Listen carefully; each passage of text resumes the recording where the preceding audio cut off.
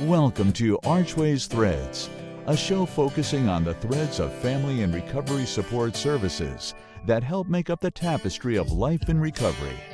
Join us as we share stories from peers and participants in the field and practice of peer recovery support and family support and strengthening. And now, your host, Archways CEO, Michelle Lennon. Hi, this is Michelle Lennon, host of the Archways Threads podcast, and we are continuing our conversation with Cara LaPlante, peer recovery coach, wellness coordinator, and collegiate recovery founder of Panther Peers, actually. And we are happy to have her as we continue the conversation about identity-based goals. Yeah, so in working with participants, there's some things we can do to help drive identity change. And I know that you did a whole training for the community of practice for the whole state of New Hampshire for peer recovery support on building a personal mission statement. Do you want to talk a little bit about that? Yeah, absolutely. There's a lot of different tools and strategies that we can use to support participants. As a recovery coach, it's really important that we try this and do this for ourselves before trying to engage participants in these kind of activities. A Like we said before, we're role models, we're mentors, but also you can't lead. You cannot lead where you will not go, right? To do this, it can be like uncomfortable. It can be challenging. It can kind of it's a start to a change, and change is uncomfortable. So I think it's important for us coaches, we experience that first before we start to do this with participants. But the work is really cool. The actual tools and strategies and what we can do. The personal mission statement, if we look at like businesses and organizations, they all have a mission statement. It's not a task statement, but you use the term strategic direction, right? It's the mission of our life. It's a statement declaring where we want to be headed. What is our mission in this journey? Really cool. That's one of my favorite experiential learning things. And then there's other activities like a dream board or a vision board, which is a visualization of of where we're trying to go and what we want to do. The doing things like the belief audit and considering our mission, vision, and values, kind of like a business or an organization. You know, they're headed on a growth path. Most probably they have somewhere they'd like to go, and I think we can look at ourselves in that similar way. And then these goals, like we talked about, the SMART goals can be like the initial spark to this identity change. So we're not going to get rid of them, but they can start to build those small wins for us so we can build that intrinsic motivation and then head into that deeper work of our mission statement, our value statement, our vision, our values, creating a vision board. And when we talk about a vision board and a dream board and a mission statement, like, it doesn't have to be fancy. It's really just a more tangible way to look at this. Now, if somebody wanted to create their own personal mission statement, they could probably just search that on ChatGPT or Mhm. YouTube or something like that if they've never written one. Yeah, Yeah. absolutely. Yeah. Yeah. You have a mission statement? I do have a mission statement. The Unfortunately, can't remember it off the top of my head, but the first sentence is, I I am a part of something that makes the world better. Hmm. That's where most of my choices come from in my making the world better. Yeah. But Mine starts with I am a fit and healthy leader. Leading my organization, my family, and my children into a better place. Yeah. beautiful. Yeah. Yeah. And so when we start looking at identity change for people, I mean, one of the first questions I think we ask is, how do you see yourself? Mm, That's a tough one oof. for a lot of people, Yeah. especially in early recovery. It's one of the reasons why I think this work is much better suited for people that are like 6 months out, because now, they get a picture of, what life looks like in recovery. You know, sometimes it can be painful. People talk about the wreckage of their past sometimes, but can usually see the hope for the future. Mm, You know, And sometimes it takes a long time for people to get there.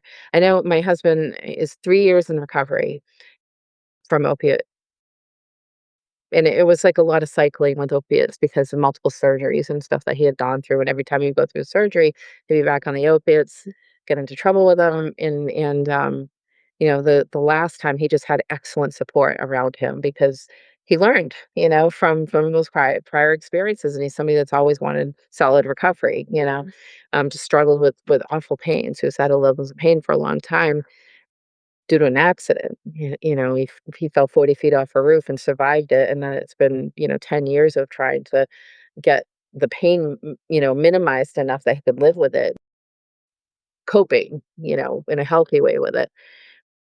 But, when you think about the future, he said it was always hard for him, to see beyond today because things were difficult. So now 3 years out, now we're talking about a real future together, and it's actually fun. Think about where we wanna go, what we wanna do, what vacations we wanna plan, what we wanna do with our house, like, things that we didn't really have the time to think about, in early recovery, So for everybody, they're gonna go at their own pace with this stuff, but, that is a question we can ask. How do they see themselves now? And where are they growing towards? Where are they growing? Where do they want to go? Like if this is where you are, this is the gap, this is where you want to be. Where is that place you want to be? And for me, like fit and healthy leader, what's in the gap? Well, right now, it's like I've gotten off track with my diet, my exercise. So what do I need? I need to get back with a coach. And to me, there's no shame in that because I see myself as worth the investment. Yeah. And that's the thing. Like it depends on what your beliefs are, right, around this stuff, and I believe I'm worth the investment. I believe that I need that accountability. I think I know myself well enough to know that I don't want to disappoint a coach that's investing her time into me. So I'm much more likely to hold myself accountable to those tasks of smart goals with a coach, working with me. Yeah. So then we talk about behavior change and the 3 layers of behavior change. You wanna talk a little bit about that? Yeah, absolutely. So behavior change is really building the evidence of these transforming identities, right? So when we look at changing behaviors, we have outcomes, changing the results, the process, changing daily actions or habits. That makes me think of like you reaching your step goal, you adding farro to your diet, right? And then we have identity, changing our beliefs. So we're changing the results that we're looking for. We're changing those daily actions and habits that create those results and building evidence to a transforming identity. We wanna be careful, right? Not to shortchange the process because just because you run a 5K race, it doesn't make you a runner. If you just do it once, it's really about that consistency. And I think about this even in rebuilding relationships and recovery, that words don't mean much sometimes, especially to family members. Bending the truth has been a coping mechanism for somebody. It's really the consistent actions that rebuilds trust. And for ourselves, it's really no different. Like we need to be consistent with our own actions, with our goals, so we trust ourselves, and get to that place where we believe, that our identity is real, that we get there. So when we think about identity, how we see ourselves is rooted in all of our beliefs, our values, our self-perception, and really that changes how we see ourselves if all those other things change, and it's all going to shape our self-concept, Yeah, how we see I ourselves. think it's really the foundation of us as human beings. Yeah. Yeah. And then I think about identity, right? When somebody identifies as an addict Mm. or alcoholic for that matter, really they're saying something different than that because that can be a very limiting identity, depending on, what kind of stigma, shame, blame, perception of choice, all of that stuff kind of flows with Mm. those identities. And often there's a bigger picture to it than that, that like someone who managed pain with opiates and got into chaotic use. That's a little bit different than just saying I'm an addict, you know, or I'm a person who medicated social anxiety.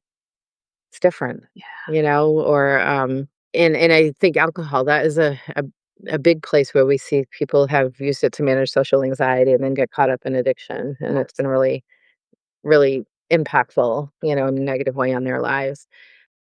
Or there's a pattern in my life of managing stress with food.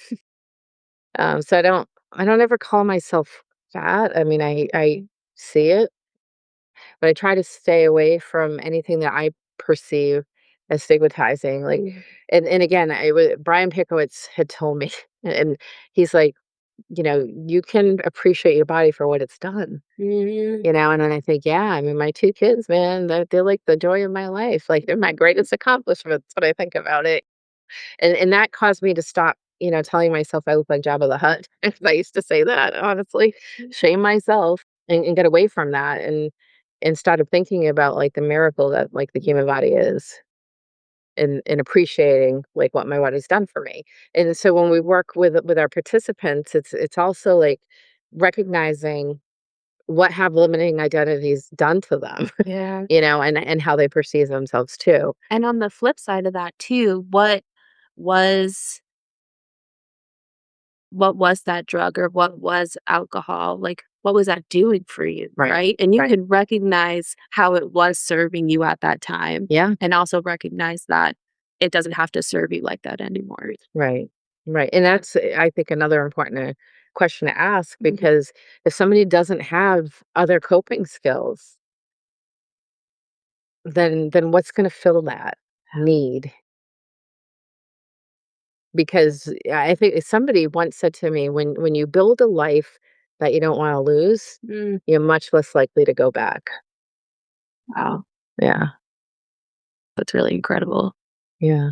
And also recognizing how scary it is too.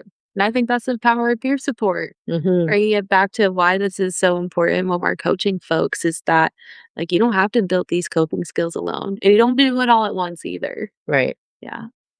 So when we think about upgrading an identity, I mentioned like you know, affirmations never really did it for me because I always felt like they're just lies, you know.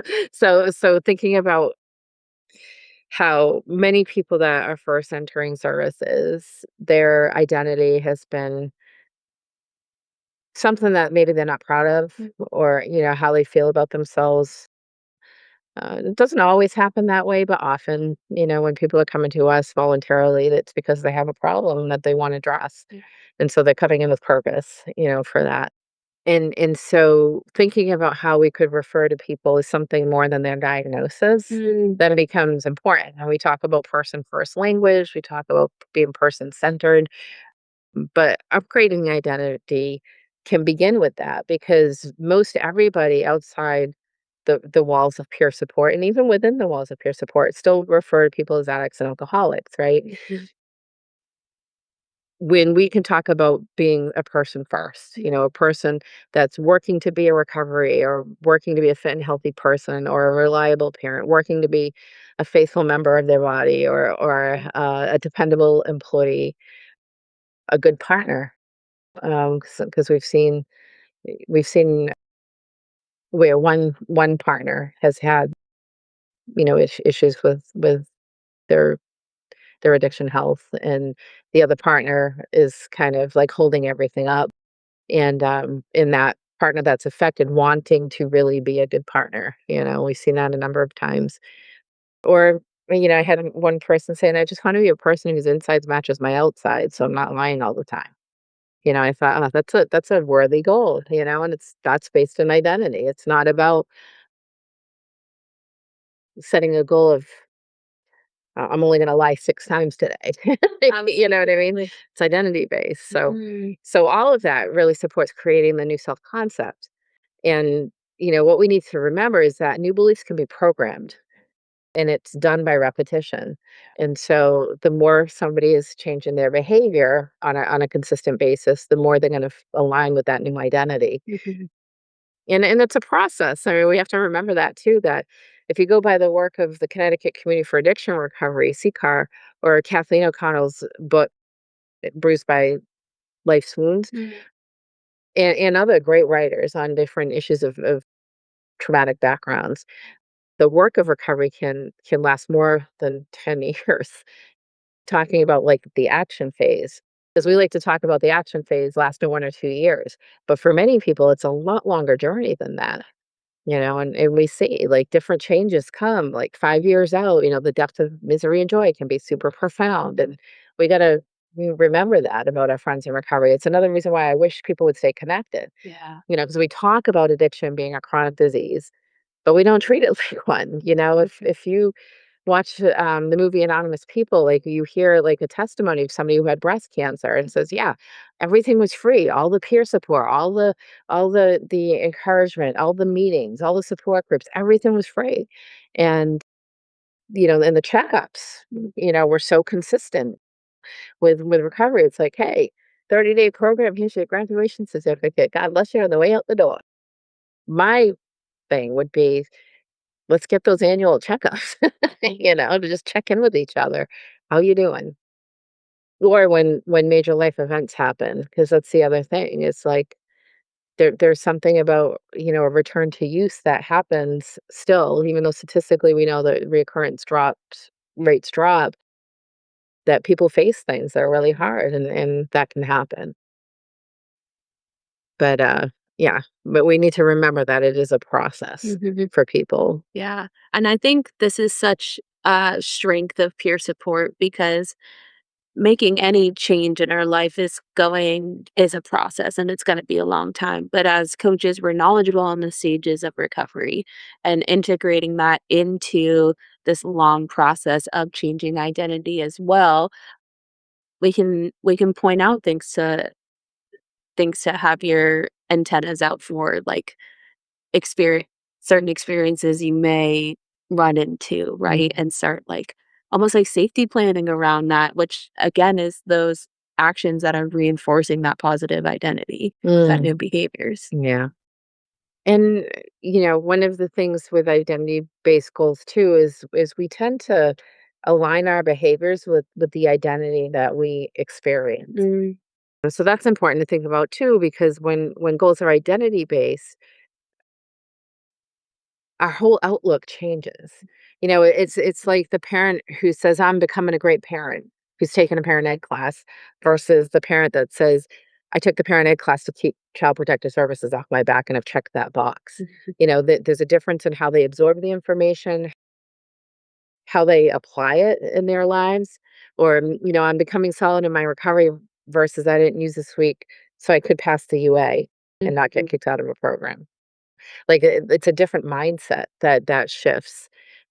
Or, I'm becoming a fit and healthy leader versus I lost 20 pounds. I lost 20 pounds. I'm still down 20 pounds actually from when I started with a fitness project, but I feel the creep up already. I actually had lost 30 original ish. Yeah, 30 pounds. So it's like I know, so my identity tells me that that's not okay, that I have to do these things to get back on track versus just saying, whatever, whatever. Yeah. So, yeah, so it really matters because how we identify ourselves influences our behavior, and our focus shifts from the outcome to focus on the answer to a question, who do I want to become? So I don't want to become the person that is pre-diabetic again, and I don't want to become the person that whose joints are aching all the time again. And so as that person, that wants to be the fit and healthy leader, where do I land on the choices in front of me? So I gotta get back on track with not eating the Pop-Tarts that Mhm. Tanya leaves around the center. A, So a vendor brought us a box of goody donuts last week. oh, Yeah, you were lucky you weren't in the office for that one. yeah, probably, yeah. Yep. Yeah, and when we get to a place where somebody has identified the identity they're after, there's things that we can ask them, right? Mhm. Yeah, absolutely. If I was that person, what would I do? I think is so powerful.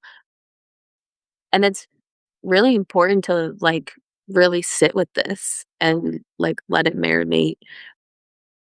because it's hard and it's uncomfortable. And it's a really new experience for folks, especially folks who are working on their addiction health.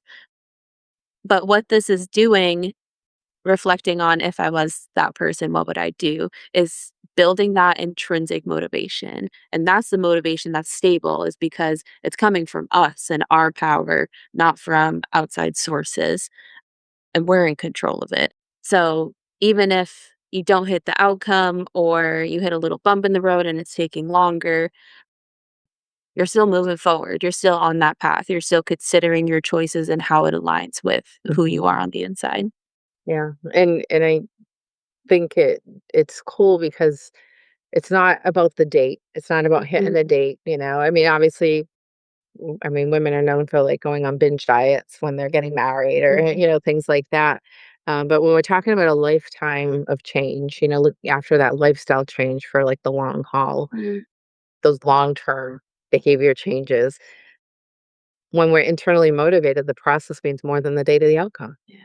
You know, so like for me, I'm like not after any date. I don't have anything like coming up that I want to slim down for summer or anything like that. For me, it's about wellness. It's about my core values, right? Of being a good parent, there for my kids when they want me there.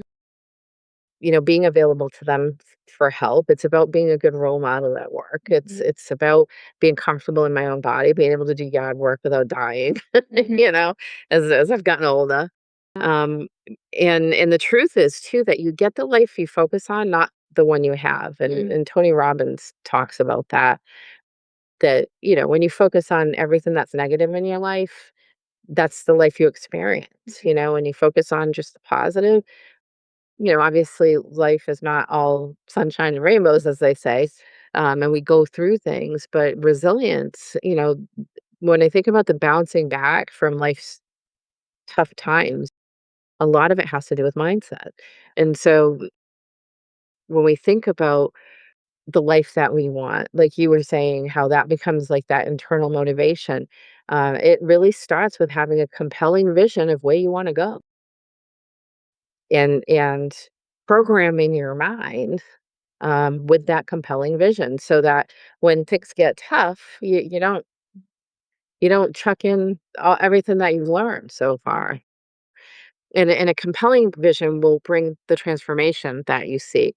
It is really that internal motivation to move towards something new, you know. And like I said, the fit and healthy leader, that was new for me. I would say about 2 years ago when all of these health conditions started hitting me, and then it was like creating that compelling vision took some work because I didn't really know what that would look like, you know. And that's where my coaches really helped me. And I think about this that, like, when our participants lack motivation, that you might wanna stop there and really, like you said, spend some time thinking about this so that they can get a clear and compelling vision down of where they want life to be, you know, where they want it to go.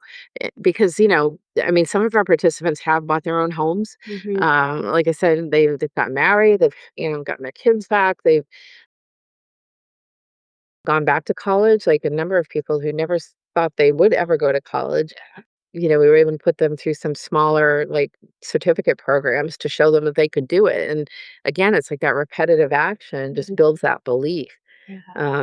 And so when we think about this, the intent is to move from the short-term goal achievement to really get that compelling vision in front of them, which is going to create the lasting change because they're constantly in motion, going through the process of reaching towards that compelling vision. Absolutely. This makes me think I can't the amount of participants I've had that, I'm just lost.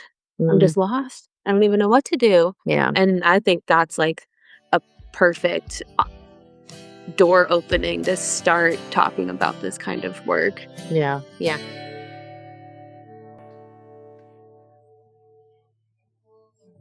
Thank you for listening to Archways Threads. If there is a topic you'd like to see us cover, email us at podcast@archwaysnh.org or call us at 603-960-2128. Visit our website at archwaysnh.org to learn more about the Archways family of recovery and family resource centers.